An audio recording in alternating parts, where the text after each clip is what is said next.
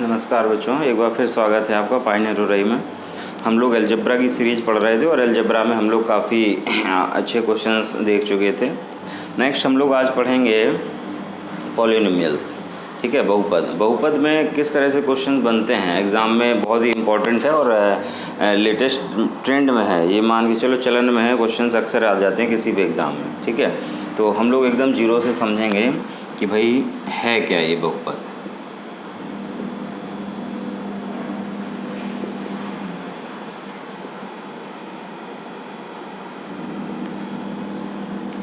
देखें, जहाँ पे हम लोग देखते हैं कि कोई वेरिएबल आ जाता है, जैसे कि हम लोग सिंपल देखें, जैसे 3x² + 5x + 10, ये जो एक इक्वेशन टाइप की है इसको हम लोग बहुपद बोलेंगे, पॉलिनोमियल्स बोलेंगे। ठीक है, यहाँ पे क्या होता है कि एक से अधिक टर्म है। ठीक है, एक से अधिक टर्म है और साथ ही साथ x एक वेरिएबल भी इंक्लूड है। x वेरिएबल का मतलब कोई वेरी करता है, हर एक थोड़ी कदम पे क्या होगा, वेरी करेगा, चीज़ों को बदलेगा। तो इसलिए ये कांस्टेंट टर्म है हमारा। तो यहाँ पे जो टर्म है, एक से अधिक टर्म अगर जुड़ जाएंगे तो उसको हम लोग पॉलिनोमियल कहेंगे। ठीक है, तो ये हम अब कुछ देखो, कुछ अंतर है, जैसे कि हम लोग ध्यान से समझेंगे। जैसे सपोज x² - 7x + 10 = 0, और एक इस तरीके से लिख दिया जाए x² - 7x + 10। ठीक है, तो बराबर अगर 0 लिखा है इसका मतलब ये है इक्वेशन, क्योंकि भाई इसके रूट्स निकालेंगे। इसको अगर हम लोग सॉल्व करेंगे तो इसके रूट्स कैलकुलेट कर सकते हैं, रूट्स निकलेंगे हम लोगों को। और यहाँ पे अगर हम लोग देखेंगे तो बराबर में 0 नहीं है, तो इसका मतलब ये पॉलिनोमियल है। ठीक है, और यहाँ पे केवल इसके फैक्टर कैलकुलेट कर सकते हैं। तो पॉलिनोमियल वो चीज़ है जिसमें फैक्टर कंसिस्टेंट जो है मल्टीपल रहते हैं। इसके जो है हम लोग गुणनखंड कर सकते हैं और इसकी वैल्यू कैलकुलेट करी जा सकती है, रूट्स कैलकुलेट करे जा सकते हैं। इसकी अगर हम लोग वैल्यू कैलकुलेट करना चाहें तो x = 5 दिखाई दे रहा है और x = 2 दिखाई दे रहा है। और यहाँ पर अगर हम लोग निकालना चाहें तो इसके भाई केवल फैक्टर कैलकुलेट होंगे कि x - 5 और x - 2। ठीक है, 5 दूनी 10, सीधा दिख रहा है कि यहाँ पे जो होगा। तो यही अंतर है इक्वेशन और पॉलिनोमियल में। ठीक है, तो पॉलिनोमियल को जस्ट कुछ नहीं समझना, होता क्या है ये बता दिया मैंने। अब देखो इसके बाद होता क्या है, पॉलिनोमियल की डिग्री बहुत इंपॉर्टेंट है। ठीक है, डिग्री से क्वेश्चंस आते हैं। तो नेक्स्ट आप लोग हेडिंग डालेंगे कि वही डिग्री ऑफ पॉलिनोमियल्स की भाई डिग्री क्या है। ठीक है, तो उसको समझेंगे हम लोग। चलो नेक्स्ट हम लोग डिग्री देखते हैं, डिग्री ऑफ पॉलिनोमियल्स।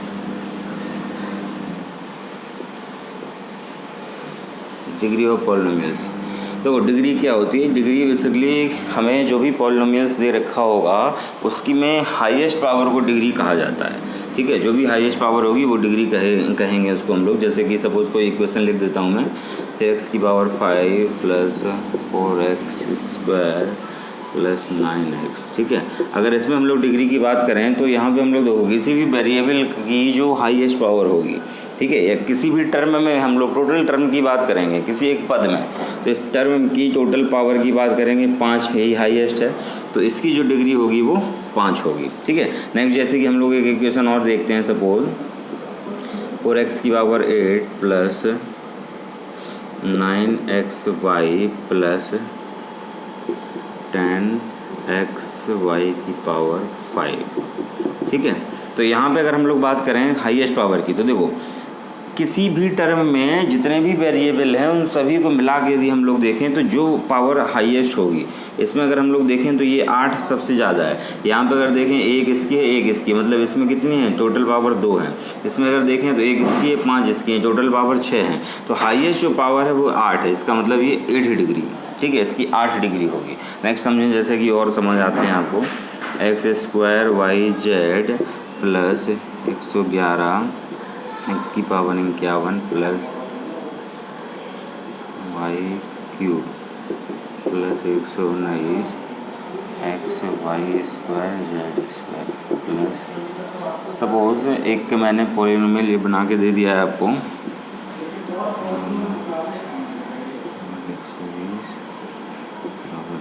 ठीक है।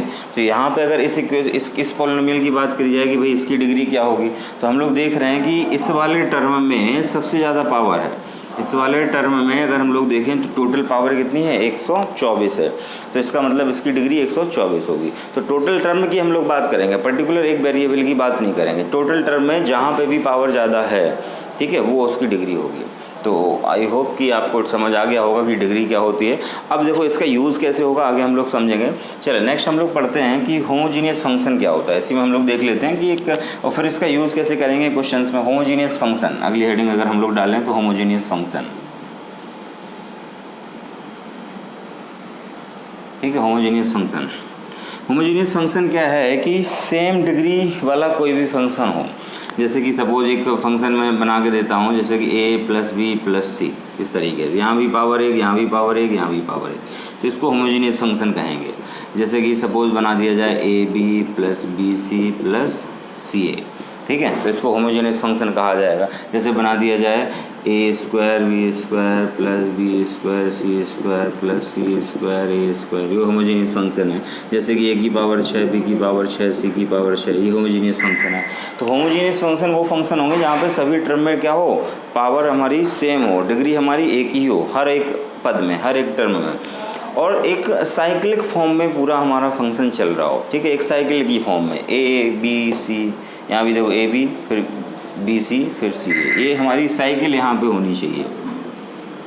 ए से बी आया, बी से सी आया, सी से ए आया, इस तरीके से अगर साइकिल चल रही तो वो कॉल्ड होमोजीनियस फंक्शन, ठीक है। चलें हम लोग देखते हैं कि इसका एप्लीकेशन का यूज़ हम लोग किस तरीके से करेंगे। आगे बढ़ते हैं हम लोग। चलें हम लोग देखते हैं कि डिग्री का यूज़ हम लोग क्वेश्चंस में किस तरीके से करेंगे। और ये देख रहे हैं आप लोग कि 2 खूंखार क्वेश्चन दिए हुए हैं आपको, पेपर में आए हुए क्वेश्चंस हैं, और किस तरीके से हमें उड़ाना है इनको बिना पेन चलाए, ध्यान से समझेंगे। देखो, with the help of degree हम लोग देख रहे हैं, अगर इसमें बात करें अंश में, तो अंश में जो डिग्री है, जब भी क्वेश्चन इस तरीके से आएगा तो हमें यही सोचना है, बेसिक की ओर नहीं जाना है। अंश में अगर हम लोग देखेंगे तो a³ का गुणा जब b² में कर दिया जाएगा, तो यहाँ पे जो टर्म बनेगा a³ b², उसकी में जो डिग्री होगी वो कितनी होगी, 5 होगी, ठीक है। ऊपर जो अंश होगा उसमें डिग्री 5 होगी। और हर में यदि देखें तो a² है इंटू b, यहाँ पे जो हर होगा उसकी डिग्री कितनी होगी, 3 होगी। ऊपर 5 डिग्री वाला फिगर, नीचे 3 डिग्री वाला फिगर, मिनिमाइज़ करेंगे तो ओवरऑल जो डिग्री हो जाएगी वो क्या हो जाएगी, 2, ठीक है। ओवरऑल जो पूरे फंक्शन की डिग्री है वो क्या है, 2। बस हमें ये देखना है कि फंक्शन जो है होमोजीनियस है या नहीं है, और हम लोग देख पा रहे हैं कि फंक्शन होमोजीनियस है, ठीक है। होमोजीनियस का मतलब एक फिक्स साइकिल में चल रहा है, जो टर्म है यहाँ पे उसमें पावर आवर सब एकदम सेट है। तो 2 डिग्री वाला बस विकल्प ढूंढो, यहाँ पे देख रहे हैं हम लोग, ठीक है। 2 डिग्री वाला विकल्प सिर्फ ऑप्शन ए दिया हुआ है, तो यहाँ पे ऑप्शन ए आंसर हो जाएगा, ठीक है। क्वेश्चन नंबर 2 का आंसर आप उम्मीद करता हूँ सभी का हो जाएगा। और मैं देख रहा हूँ यहाँ पे कि ऊपर वाले फिगर में अगर देखते हैं तो a³ into B total 4 degree मिलेगी, और अपॉन में यदि देखते हैं a इंटू ए करेंगे तो a² मतलब 2 डिग्री, ठीक है। ऊपर है 4 डिग्री, नीचे 2 डिग्री, ओवरऑल डिग्री कितनी होगी, 2। तो 2 डिग्री वाला फिगर यहाँ भी क्या, ऑप्शन सी, तो यहाँ विकल्प नंबर सी आंसर हो जाएगा। तो इस तरीके से हम लोग डिग्री का यूज़ करेंगे क्वेश्चंस में, ठीक है। उम्मीद करता हूँ ये समझ आई होंगी बातें। चलें आगे बढ़ते हैं हम लोग नेक्स्ट क्वेश्चंस की ओर। चलें नेक्स्ट 2 क्वेश्चंस हैं आपके सामने, आपको करना है। क्वेश्चन नंबर 3 हम लोग देख रहे हैं, फंक्शन हमारा होमोजीनियस दिया हुआ है और विकल्प भी आपके सामने हैं। तो यहाँ पे हम लोग देख रहे हैं बिल्कुल हमारा पका पकाया क्वेश्चन है। अंदर देखो, जब इसका ओपन होगा फॉर्मूला तो यहाँ से हमें स्क्वायर वाला टर्म मिलेगा, हाईएस्ट पावर b², a का मल्टीप्लाई करेंगे तो ab², ओवरऑल जो डिग्री है वो कितनी, 3 होगी, 3 डिग्री आपकी अंश में, और हर में अगर देखेंगे गुणा करेंगे तो हमें 2 डिग्री मिलेगी, ठीक है। ऊपर 3 डिग्री, नीचे 2 डिग्री, ओवरऑल जो डिग्री हो जाएगी वो कितनी हो जाएगी, 1 हो जाएगी। तो 1 डिग्री वाला ऑप्शन होगा, हम लोग देख रहे हैं 1 डिग्री वाला ऑप्शन सिर्फ 1 दिया हुआ है, इसमें 1 भी डिग्री नहीं है, 0, 2 डिग्री, इसमें 3 डिग्री, तो ओवरऑल जो आंसर है वो फर्स्ट है, a डिग्री वाला। अगर मान लो कभी 2 विकल्प ऐसे हो जाएं जिसमें a डिग्री होगा तो फिर हमें और आगे बढ़ना पड़ेगा, ज़रूरी नहीं है कि डिग्री वाले ही कॉन्सेप्ट से क्वेश्चन सॉल्व हो जाए, ठीक है। तो फिर हमें आगे वैल्यू पुट का सहारा लेना होगा। जैसे क्वेश्चन नंबर 2 पे अगर हम लोग देखते हैं तो इसका जब फॉर्मूला ओपन होगा तो क्यूब वाला फिगर मिलेगा, मतलब 3 डिग्री हाईएस्ट होगी, तो इसमें तो 1 डिग्री ये तो होगा नहीं, इसमें भी 3 डिग्री, इसमें भी 3 डिग्री, ये भी नहीं होगा। हमारे पास अब ऑप्शन बी और सी फंस गए यहाँ पे कि 2 विकल्प हमारे ऐसे हैं जिसमें 3 डिग्री 3 डिग्री है, तो जब अब ऐसी सिचुएशन आ जाए फिर हम लोग वहाँ पे क्या करेंगे, X Y Z value put up करेंगे। और वैल्यू पुटअप में सबसे पहले तरीका ये सही रहता है कि भाई हम लोग किसी एक टर्म को जीरो कर देंगे, ठीक है। अगर कैलकुलेशन तब भी सरल नहीं होती है तो फिर एक और टर्म को जीरो कर देते हैं, ठीक है। बट यहाँ पर अगर जैसे हम लोग सपोज जेड बराबर जीरो कर देते हैं तो जेड बराबर जीरो कर देंगे तो आंसर में भी हमारा फिर जीरो जीरो मिलेगा, तो बात बनेगी नहीं, ठीक है। आगे हम लोग सीखेंगे वैल्यू पुट वाले जो क्वेश्चंस हैं तो वहाँ पे किस तरीके से हम लोग वैल्यू सेट करते हैं। तो यहाँ पे हम लोग जीरो नहीं रख सकते हैं, तो यहाँ पे हम लोग क्या करते हैं कि होमोजीनियस फंक्शन है, आमतौर पे x बराबर वाई बराबर जेड, सबकी वैल्यू सपोज एक एक पुट कर देते हैं। अब हम लोग देखेंगे कि भाई जो फिगर है वो हमारा ऑप्शन में मैच कर जाएगा। तो 1 + 1 + 1 3 का क्यूब हम लोग देखेंगे यहाँ पे 27 मिल जाएगा, ठीक है। और ये हमारा कट जाएगा, ये माइनस का 1 मिलेगा, यहाँ से हमारा हट जाएगा, माइनस का 1 मिलेगा, ये भी हट जाएगा, ये भी माइनस का 1 मिलेगा। तो 27 में से हम लोग 3 माइनस करेंगे 24, तो 24 वाला फिगर हमारा ऑप्शन बी है, ठीक है। तो इस तरीके से विकल्प बी यहाँ पे आंसर हो जाएगा। तो हमें वैल्यू पुट का सहारा लेना होगा जब डिग्री से बात नहीं बनेगी। और आमतौर पे क्वेश्चन इसी तरीके के आते हैं, कभी कभी आता है कि भाई सारे सीधा आंसर मिल गया, ठीक है। कभी कभी क्या होता है 2 ऑप्शन हमारे कैंसिल हो जाते हैं बड़े ही आसान तरीके से, फिर 2 ऑप्शन बच जाते हैं, तो उन 2 में फिर हमें चेक करना होता है, ठीक है। तो अलजेब्रा बहुत ही इंटरेस्टिंग हमारा टॉपिक है, अगर हम लोग इसमें मन लगा के पढ़ेंगे तो बहुत अच्छा आगे करेंगे इसको। तो चले हम लोग बढ़ते हैं आगे की ओर।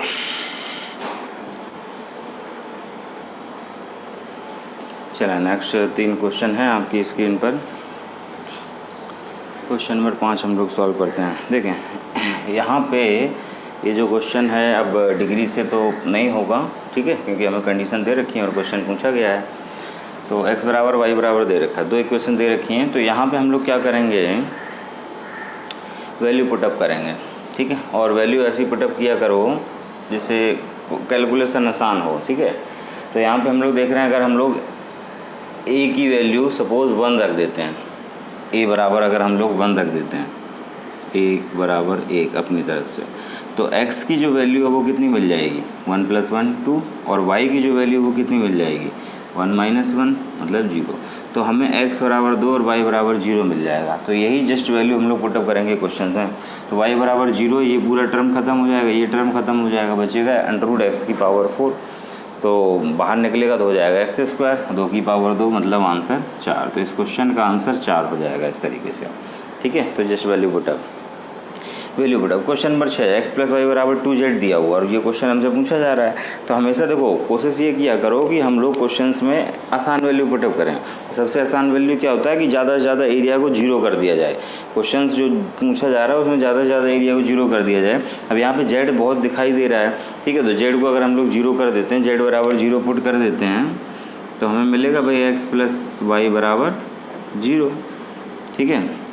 और यहाँ पे 0 ऊपर 0 हो जाएगा, 0 हो जाएगा, तो 0 + 0 मतलब 0, आंसर यहाँ पे 0 हो जाएगा, ठीक है। क्वेश्चन 0 बन जाए कोई दिक्कत नहीं, बस कोशिश ये करना है किसी फ्रैक्शन में बट्टे में 0 ना बने, ठीक है। कोई मतलब अनडिफाइंड वाली फॉर्म ना बने वैल्यू पुट में। बस ये ध्यान रखना है कि भाई हमारा इन्फिनाइट की ओर क्वेश्चन ना भागे या हमारे सारे विकल्प 0 ना हो जाएं, कोई ऐसा फिगर सेट ना हो पाए बस। बाकी कोई दिक्कत नहीं है, आप 0 कर दो, 1 टर्म 2 टर्म जितनी मर्जी उतने कर दो। अभी आगे हम लोग सीखेंगे डिटेल में डीप क्वेश्चन, तो और अच्छे से समझ आएगा। अगर इसको हम लोग बेसिक करना चाहें तो हम लोग यहाँ पे क्या कर सकते हैं, जैसे यहाँ पे x - z की वैल्यू कैलकुलेट करी जा सकती है। भाई x + y बराबर z + z, एक z को इधर भेज देंगे, y उधर भेज देंगे। तो हम लोग यहाँ से अगर x - z देखेंगे तो वो z - y वैल्यू आएगी, और माइनस कॉमन ले लिया जाएगा तो आपस में कैंसिल आउट हो जाएगा। तो बेसिक भी किया जा सकता है, लेकिन हम लोग प्रेफर करेंगे हमेशा वैल्यू पुटिंग वाला मेथड, ठीक है। जहाँ पे संभव होगा, जहाँ पे संभव नहीं होगा वहाँ पे हम लोग बेसिक से जाएंगे और वो सारे क्वेश्चंस भी हम लोग देखेंगे।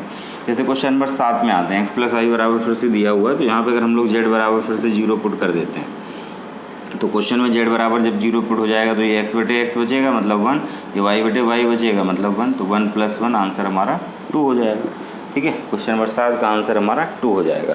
क्वेश्चंस में भी हम लोग x बराबर 0 पुट करेंगे तो x/x + y/y, तो इस तरीके से फाइनली आंसर 2 हो जाएगा, ठीक है भाई। चलें बढ़ते हैं हम लोग नेक्स्ट क्वेश्चंस की ओर।